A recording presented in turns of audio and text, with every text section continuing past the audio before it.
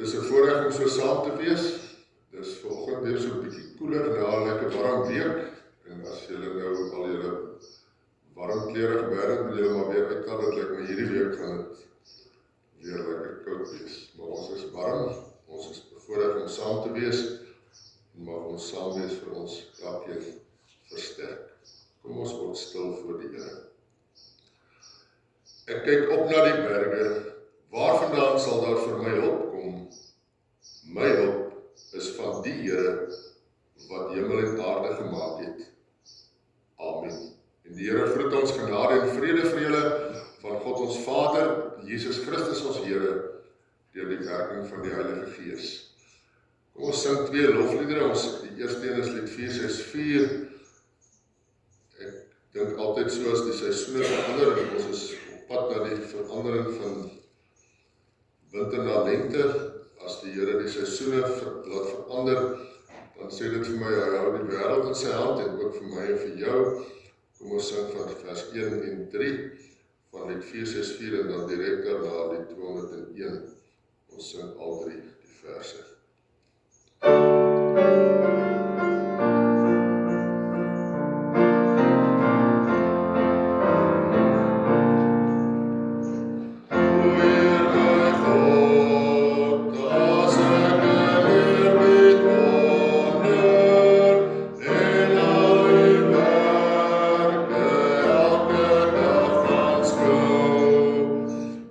Son en man, de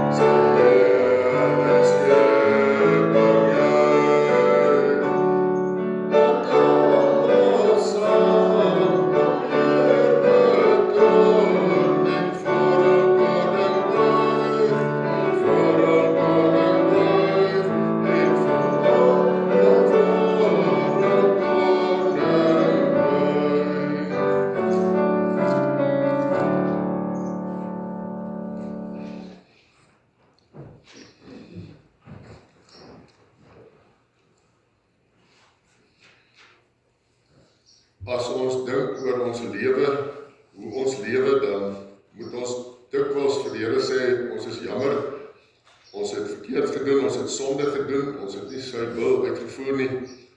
En een van die baie besondere psalms is Psalm 51, waar Dawid dan sy sonde voor die Here bely, nadat Nathan met hom kom praat het. Dit is eintlik vir my al 'n verbasende stuk verhaal wat ons daar in die Ou Testament lees, hoe dat Nathan sê van hierdie ou wat hy skatryk en hy het soveel vee, maar hy gaan alles skaap by sy buurman wat amper niks het nie. En dan sê Dawid ontstel, maar daar moet iets met daai man gebeur wat dit doen. En dan sê Nathan vir Dawid, maar dis jy wat dit gedoen het. En dan besef Dawid sy sonde en hy skryf hierdie gedig. En ek wil 'n deel daarvan lees. Wees my genadig, o God, in u troue liefde. Wis my oortredings uit in u groot barmhartigheid. Was my skoon van my skuld, reinig my van my sonde. Ja, my oortredings ken ek, en van my sonde bly ek altyd bewus. Teen u alleen het ek gesondig. Ek het gedoen wat verkeerd is in u oë. U uitspraak is dit reg, en u oordeel regverdig.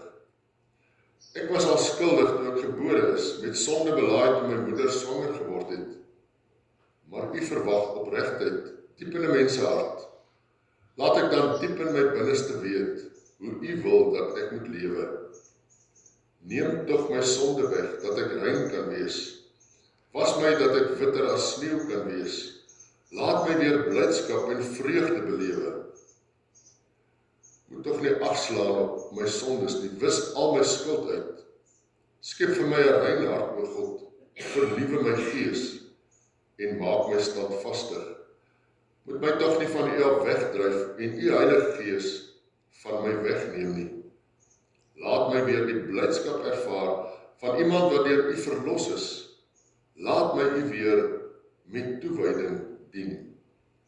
En dan sê die laaste verse van die Psalm, 'n offer vra u nie, anders sou ek dit bring. 'n Brandoffer wil u nie hê nie. Die offer wat u wil hê, o God, is verootmoediging. U sal 'n hart vol ootmoed en berou nie gering ag nie. Ons weet dat die Here ons vergewe het. Ons het nou ook in Efesiërs 4 die 3de vers gesing, van Jesus wat mens geword het, vir ons sondeskuld kom betaal het. Kom ons sing nou met dankbaarheid, lied 245, die eerste vers. Ek wat vergifnis hier ontvang het, sing dankbaar my verlossingslied.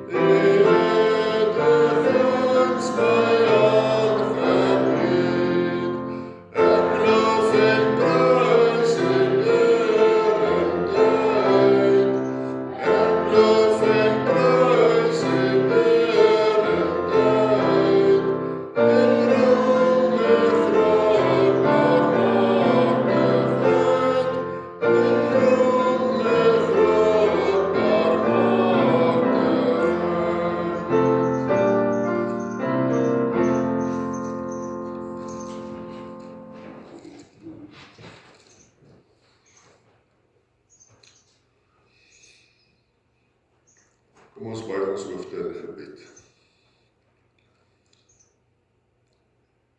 Hemelse Vader, U het vir ons 'n nuwe dag gegee. Ons kon wakker word en opstaan, regmaak vir die dag wat voor lê en ook regmaak om hier na U erediens te kom. Dankie vir gesondheid, vir krag.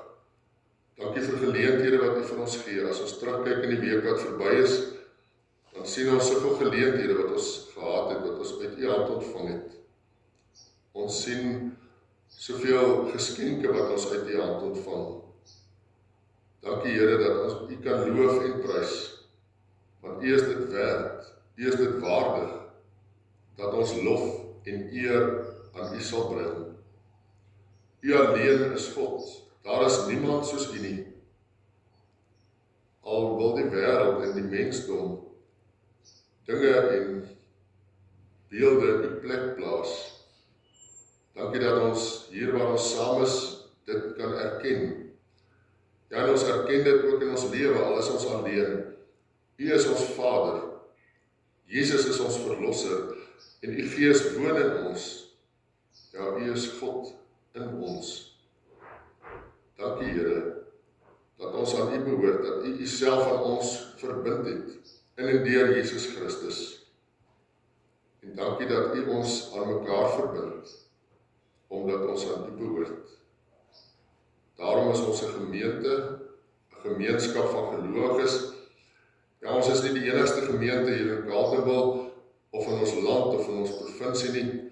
Ons weet dat daar baie ander gelowiges is, wat ook vanoggend, daar waar hulle by mekaar kom aanbid, en U naam groot maak. Seën vir ons in ons saamwees asseblief, en ook elke groep wat by mekaar is. Dankie Here dat ons weet, U is hier by ons, U is by elkeen. En as ons hier uitgaan, net nou, dan sal U by ons wees. Elke tree wat ons gee, elke dag wat U vir ons gee. Dankie Here vir U teenwoordigheid in ons lewe. En as ons nou, terwyl ons nou dan na die woord dit gaan lees en daarna gaan luister, daaroor dink, mag U met elkeen vir ons praat, mag U Gees U woorde, nie net nou nie, maar elke dag wanneer ons die Bybel lees, mag ons dit in ons gedagtes en in ons harte bevestig, sodat ons weet, U praat met ons en U Gees maak dit vir ons duidelik. Ek bid dit in Jesus se naam. Amen.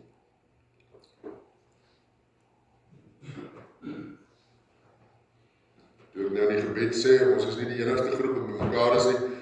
Ek dink ek kan 'n klompie jare gelede, toe ons hier in Losberg was in Vogwel, toe was daar 'n predikant wat in Oekraïne sendingwerk gedoen het, of by die kerk daar gehelp het, en hulle was vir hulle vakansietyd hier in Suid-Afrika, en hulle het toe die Sondag aand by Vogwel Noord opgetree om hulle werk bekend te stel, en die persoon wat dit gereël het my gekontak en gesê, maar hy kan die Sondagoggend by ons ook iets kom sê.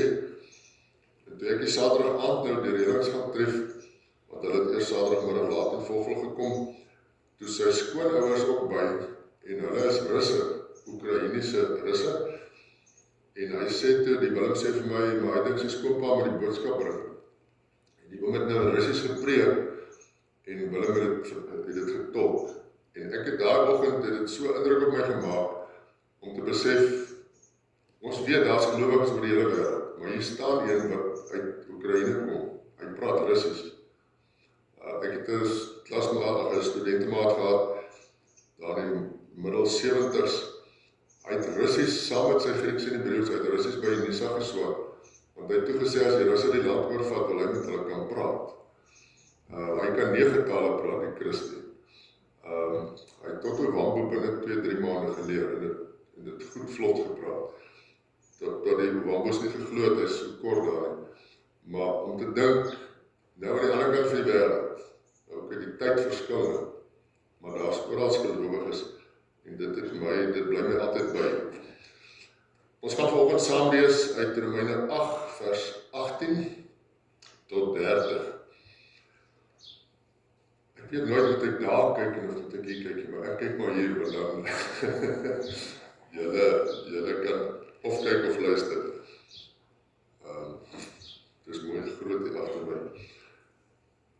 Paulus skryf vir die gemeente in Rome, en die Here sê vir ons, ek is daarvan oortuig dat die lyding wat ons nou moet verduur nie opweeg teen die heerlikheid wat God vir ons in die toekoms sal laat aanbreek nie.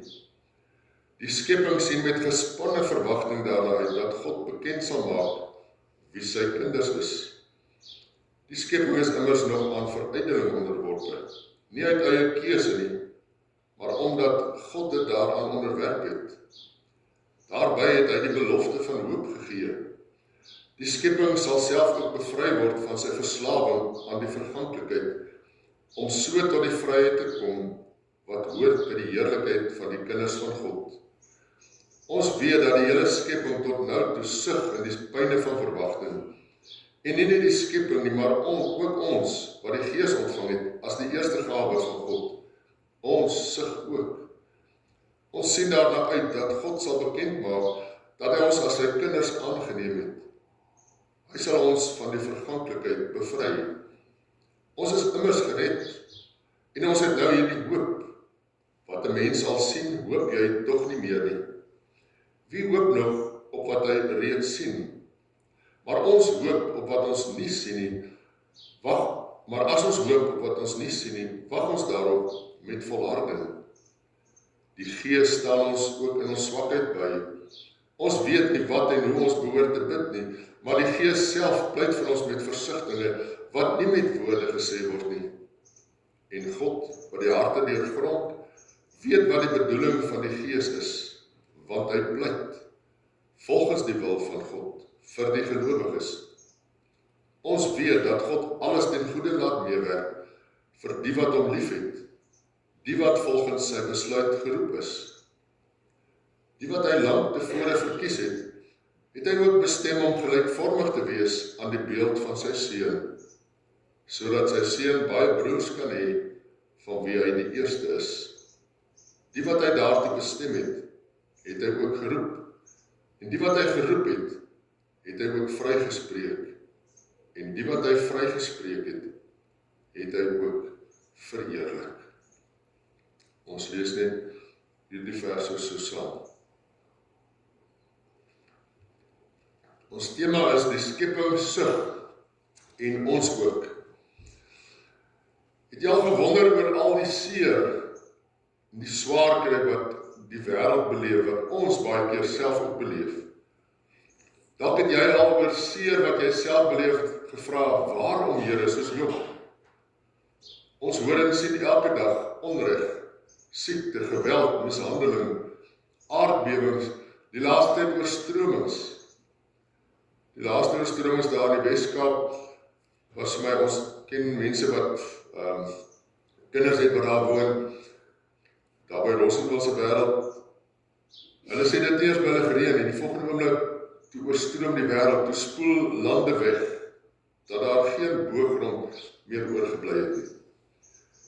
En deesdae val een land sommer 'n ander in, oorskynlik sommer maar net. Soms raak ons so gewoond aan al hierdie slegte goed wat gebeur, ons dink nie eers meer daaroor nie, dit word nie eers meer in die nuus vir ons vertel nie. Dikwels is die gebeure ver van ons. Ander kere voel ons dit aan ons lyf. Veral as ons slegte nuus kry oor ons gesondheid.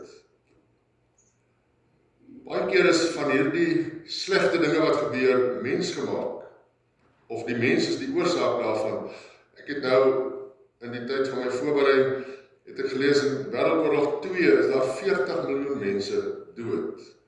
Dis eintlik 'n geskrikwekkende getal. En steeds hou die een oorlog na die ander net aan en aan. As ons hieroor dink en as ek dit sê, dan besef ons leef in 'n onvolmaakte wêreld, 'n stikkende wêreld eintlik. Ons het dit in lied 464 gesing.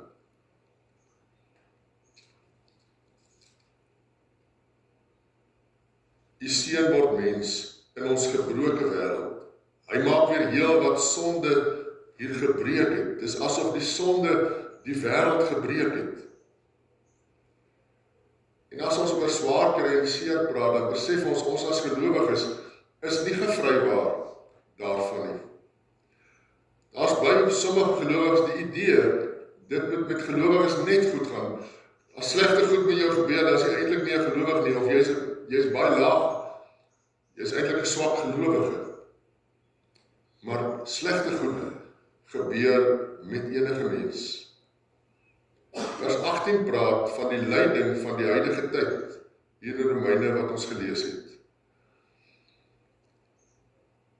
En hierdie lyding, sê Paulus, sê die Here vir ons, kan nie vergelyk word met die heerlikheid wat vir ons wag, wat vir ons bestem is nie, wat uiteindelik aan ons geopenbaar sal word nie. As ek hierdie gedeelte lees, dan is dit vir my asof Paulus twee wêrelde beskryf. Die wêreld waarin ons elke dag leef met sy lyding, maar dan ook die wêreld waarin ons op pad is, by die heerlikheid van God, waar alles volmaak sal wees.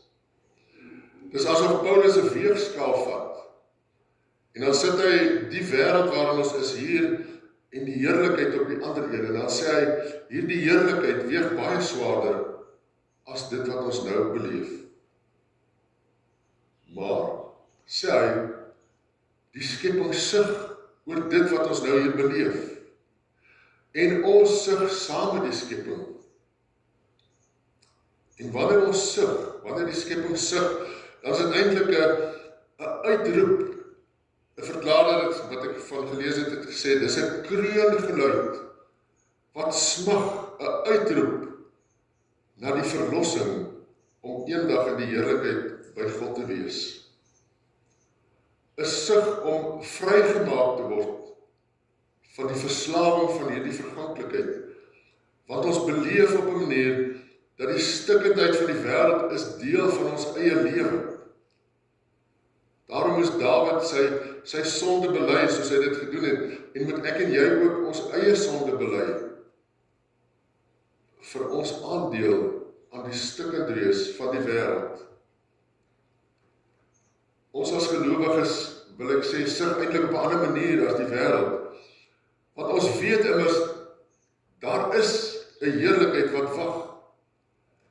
En ons besef juist daarom, alles is nie reg as dit so stikkend en verkeerd is nie. Ons het die belofte van God se nuwe wêreld, van die heerlikheid wat eendag finaal sal aanbreek, wat openbaar sal word met Christus se wederkoms. Nou ons het die verwagting dat ons na daardie dag op pad is. Ek wil weer Lied 464, die 3de vers aanhaal, van Jesus wat mens geword het, wat kom heel maak het, wat sonde hier gebreek het, en hy bring weer hoop en redding, ook vir my en vir jou. En eendag by sy wederkoms sal alles volkome nuut wees. Maar terwyl ons in hierdie onvolmaaktheid leef, sug ons, maar hierdie sug herinner ons aan die hoop, en ons bly hoop, en ons leef dan met verwagting. As ons uitdrukke wat sê, waar daar lewe is daar hoop. As iemand nog asemhaal, al is hy baie siek, dan is daar hoop dat hy of sy gesond kan word. In geloof dra ons die uitdrukking eintlik om. Waar daar hoop is daar lewe. Al sug ons oor die onvolmaaktheid van die skepping, oor die stikkend en die seer, het ons hoop. En in die sug bly ons wag met volharding op Jesus se wederkoms. Terwyl ons sug, weet ons is veilig in God se hand. Ons het immers die Heilige Gees as die eerste gawe van God ontvang, soos ons gelees het. Hierdie eerste gawe waarvan hierdie gedeelte praat, wil eintlik vir ons sê, dis die deposito. Wanneer God sy eerste gawe gee, dan sê hy, ek sal uiteindelik alles vir julle gee, die volle heerlikheid. 2 Korintiërs 5 praat van die Heilige Gees as die waarborg. Die Heilige Gees wat in ons is die waarborg dat God al sy beloftes waar sal maak. Dat dit wat hy beloof, dat hy dit sal doen. Dat hy ons die volle regte sal gee as sy kinders, en ons ook nuwe liggame sal gee, wat nie meer siek sal wees en nooit weer sal sterwe, soos die lewende briewe dit stel, op daardie dag wanneer Jesus weer kom nie. Later aan die einde van hierdie hoofstuk lees ons dat niks ons kan skei van die liefde van God nie. As ons hierdie swaar, die sleg beleef in hierdie wêreld, dan kan ons onthou dat selfs dit kan ons nie skei van God se liefde nie. En wanneer iemand sterf hier op aarde, en die een is 'n gelowige, dan kan selfs die dood nie die persoon skei van God se liefde nie. vir ons as gelowiges, dis die aardse dood, maar net die oorstap om by God te wees, op 'n manier wat ons nie nou verstaan, want ons beleef dit nog nie. Ten spyte van die sug wat in ons is, leef ons met hierdie sekerheid, dat ons vir altyd aan die Here behoort, en dat sy liefde ons altyd sal dra. En dan skryf Paulus verder in die paragraaf oor iets wat ons elkeen al beleef het, glo ek.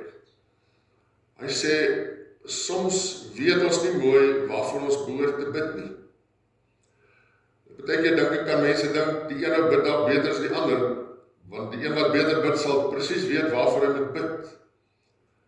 Maar Paulus bedoel eintlik hier, hy sê, as ons nie weet hoe om te bid nie, dan kom die Heilige Gees ons swakheid te help.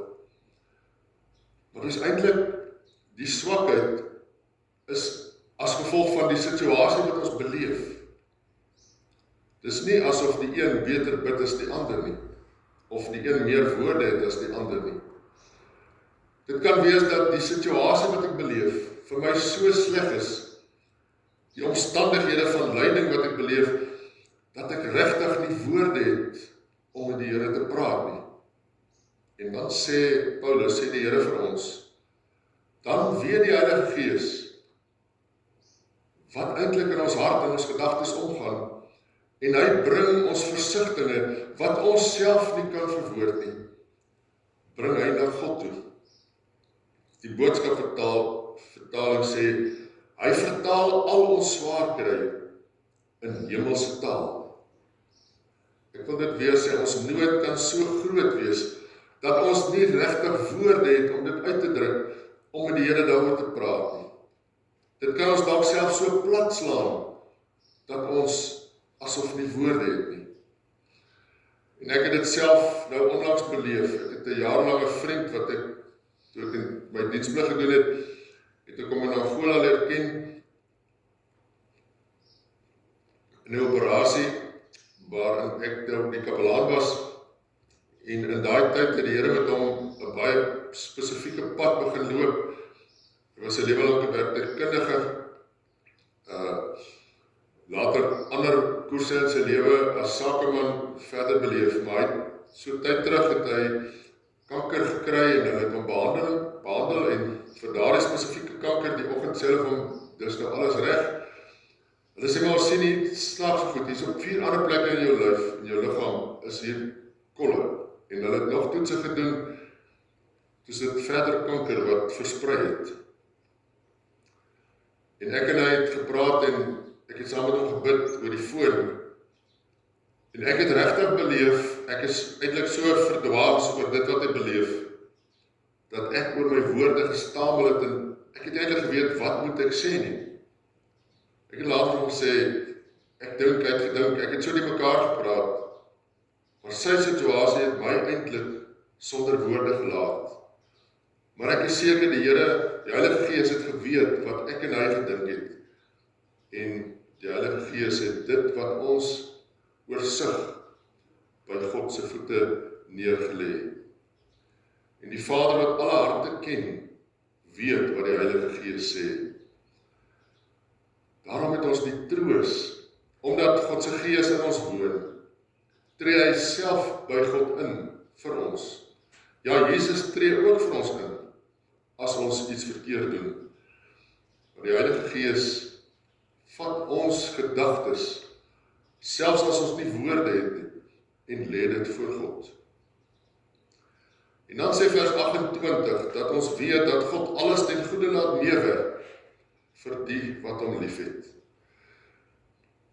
Dis vir my baie keer 'n moeilike ding om hierdie woorde te verduidelik. Want 'n mens kan dit so maklik verkeerd verstaan en so verkeerd gebruik. Dink jy selfs ook asof jy amper 'n oordeel vir iemand anders gee. Hierdie woorde wil nie sê dat die Here nou dink, ek wil hê daar moet iets goeds met jou gebeur en nou gaan ek jou laat swaar kry dat hier iets goeds met jou gebeur nie. Hierdie woorde wil vir ons sê dat al gebeur slegte dinge met ons, is daar gewoonlik dikwels ook iets goeds daarin. Ek het in my voorbereiding gedink aan 'n verhaal wat ek eendag in 'n boek gelees het, van 'n man wat vertel, hy het met 'n man in die tronk gepraat, en die ou in die tronk sê vir hom, as ek nie in die tronk beland het nie, het ek nooit die Here leer ken nie, want ek het nog nooit van hom gehoor nie, maar hier in die tronk het iemand die evangelie aan my verkondig, en ek het my lewe vir die Here gegee. Dis nie asof die Here nou gesê het, jy moet nou steel, jy gaan 'n tronk toe, en jy sal my daar ontmoet nie. Hy het maar net gesê, in die onvolmaakte, in die sleg wat hy ook gedoen het, en die straf wat hy moes dra, het die goeie uitgekom, dat hy daar die Here leer ken het. So in die swaar kry wat ons beleef, sal ons baie keer beleef, hier is iets goeds daarin. Josef, toe hy in Egipte was, sê hy uiteindelik vir sy broers, julle moet nie sleg voel oor wat julle aan my gedoen het nie, want ek sien God se hand, daarin dat hy my gebruik, om 'n volk te red. En daar staan in Genesis 50, God het dit wat met my gebeur, vir iets in gedagte gehad, met die goed wat met Egipte gebeur het. Julle het kwaad beplan, sê hy vir sy broers, maar daar het iets goeds uitgekom. Ek dink altyd aan net sy pa, my vrou se pa, het baie in sy lewe gesê, daar's altyd iets om voor dankbaar te wees. En toe hy op 'n dag, na hy stilte tyd gehou het, het hy geval, skedelbreek opgedoen, bloeding op die brein, maande gevat om gesond te word. En op 'n dag sê hy is so dankbaar dat hy nie 'n kar in sy kar was nie. Want as hy nou toe omgeval het en sy kop gestamp het en in 'n ander kar vasgery het, dan het hy nog dalk iemand anders se dood of se besering op sy gewete gehad. Hy was alleen toe hy geval het. So tot in sy lank siek wees het hy iets goed gesien wat God gegee het. Terwyl ons in die stikkende wêreld leef, waarin ons seer en swaarkry beleef, weet ons dat ons altyd in God se hand is. En God gebruik selfs ook die negatiewe om positiewe in ons lewe te bring. En dan sluit hierdie gedeelte af, waar Paulus sê, en die Here vir ons sê, ons is bestem om gelykvormig te wees aan die beeld van Christus. Ons is die hele tyd op pad, ons groei die hele tyd. Nou groei beteken vir my eintlik om meer afhanklik van die Here te leef.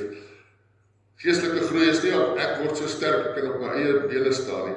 Dis om afhanklik van die Here te leef. Maar die groei beteken dat ek al meer soos Christus lyk en soos hy optree.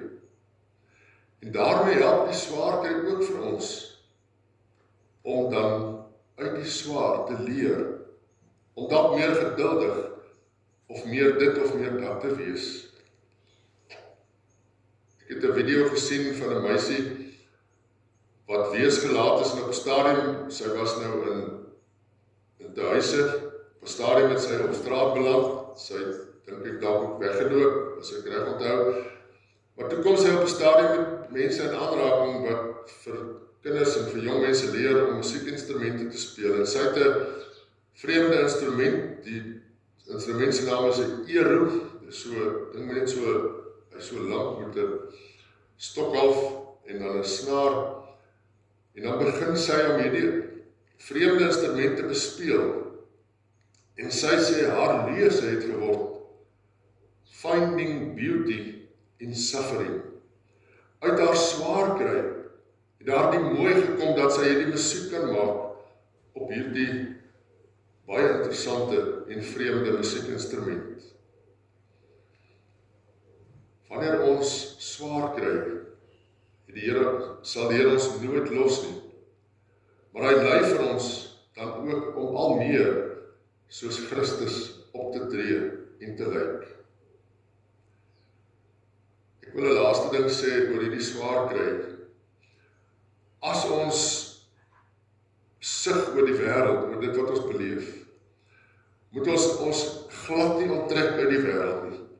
Ek dink daar's baie mense wat dit doen. Hulle sê ek wil nou niks met die wêreld te doen hê nie, dan gaan sit hulle half in 'n hoekie.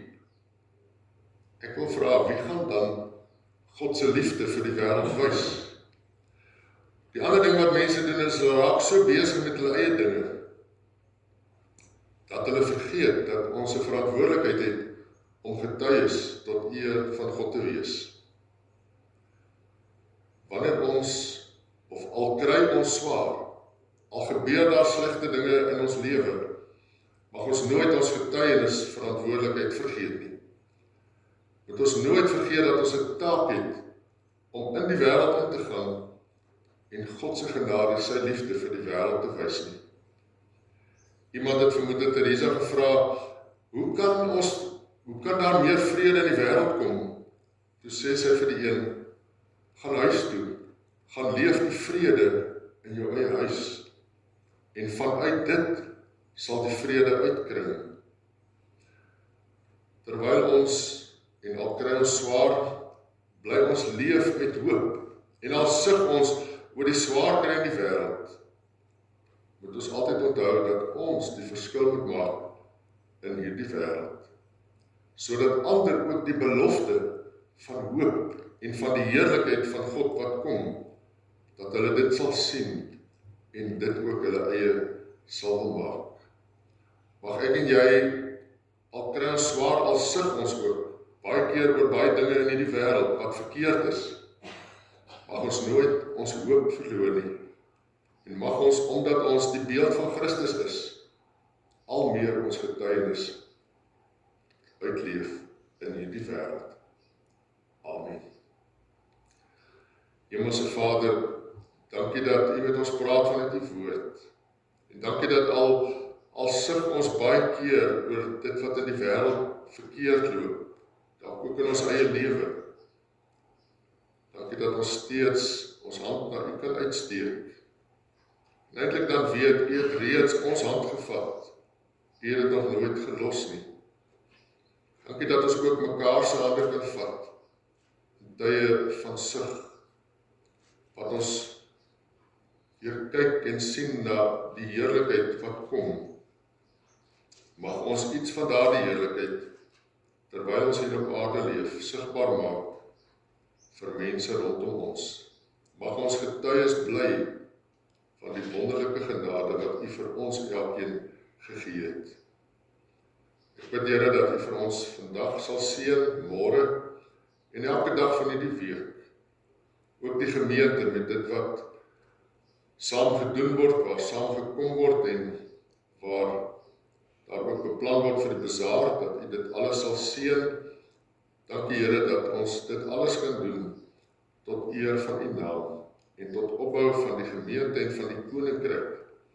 Dankie dat U die gemeente gebruik om 'n verskil te maak in U wêreld. Ek bid vir hulle wat siek is, hulle wat seer het, wat swaar kry, mag ons ook dan die middele hê om, al is dit net 'n woord of 'n daad van liefde, om die seer ligter te maak. Dankie dat ons afhanklik van U kan bly vir elke dag wat U vir ons gee. Seën ook die kerkraad, beplanninge wat gedoen word, seën elke lidmaat in die gemeente. Dankie Here dat U altyd by ons is en ook die Here van hierdie gemeente is. Seën ook vir Matthys, die werk wat hy doen. En dankie Here dat ons oog altyd op U kan hou. Ek bid dit in Jesus se naam.